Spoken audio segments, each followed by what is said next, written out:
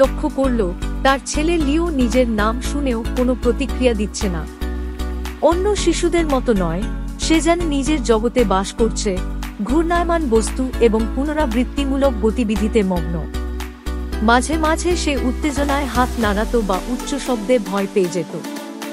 সারার মনে তখন উদ্বেগ আর আশঙ্কার মিশ্র অনুভূতি।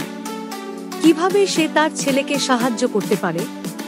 এই প্রশ্ন অনেক পিতামাতাই করেন যখন তারা বুঝতে পারেন তাদের সন্তান অন্যদের থেকে আলাদা। লিওর অটিজম স্পেকট্রামে থাকা জানার পর সারা এক ধাক্কায় অনেক আবেগের মুখোমুখি হল, ভয়, অনিশ্চয়তা আর উদ্বেগের।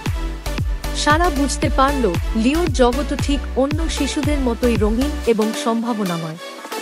এখন তার কাজ হল লিওকে এমন সরঞ্জাম সরবরাহ করা যা তার বিকাশে সাহায্য করবে। সারা জানত এই যাত্রা চ্যালেঞ্জে ভরা হলেও এতে অসাধারণ ফলও আসবে। আপনি কি জানেন, প্রাথমিক হস্তক্ষেপ অটিজম আক্রান্ত শিশুদের জীবনে বিশাল পরিবর্তন আনতে পারে? প্রাথমিক হস্তক্ষেপ গুরুত্বপূর্ণ সময়ে সহায়তা প্রদান করে, যা একটি শক্ত ভিত্তি তৈরির মতো। যত তাড়াতাড়ি শুরু করবেন, ভিত্তি তত মজবুত হবে। অটিজম আক্রান্ত শিশুদের জন্য এটি যোগাযোগ, সামাজিক মিথস্ক্রিয়া ও আত্মযত্ন দক্ষতা বিকাশে সহায়ক। এটি তাদের পৃথিবীর সাথে সংযোগ স্থাপন ও সম্ভাবনা অর্জনে সক্ষম করে। কাঠামোবদ্ধ রুটিন তাদের জন্য খুব সহায়ক। পূর্বাভাসযোগ্যতা উদ্বেগ কমিয়ে নিরাপত্তা দেয়। দৈনন্দিন কাজের জন্য ছবি ব্যবহার করে একটি ভিজ্যুয়াল সময়সূচি তৈরি করুন। ভিজ্যুয়াল এইড শেখা এবং যোগাযোগের জন্য শক্তিশালী হাতিয়ার। এই পদক্ষেপগুলো তাদের বেড়ে উঠতে এবং সুখী, স্বাধীন জীবনযাপন করতে সাহায্য করে। লিওকে খেলনা গুছিয়ে রাখতে শুধু মুখে বলার বদলে ছবি ব্যবহার করতে শুরু করল। খেলনাগুলো বাক্সে রাখার ছবির মাধ্যমে লিও ইতিবাচক সাড়া দিত। খেলা শুধু মজার জন্য নয়, এটি শেখার গুরুত্বপূর্ণ মাধ্যম।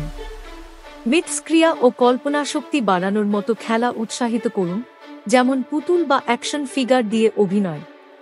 এটি সামাজিক দক্ষতা ও আবেগ বোঝাপড়া বাড়ায়। মনে রাখুন, প্রতিটি শিশু আলাদা। আপনার সন্তানের জন্য কার্যকর পদ্ধতি খুঁজে বের করুন এবং তাদের ছোট অগ্রগতিও উদযাপন করুন।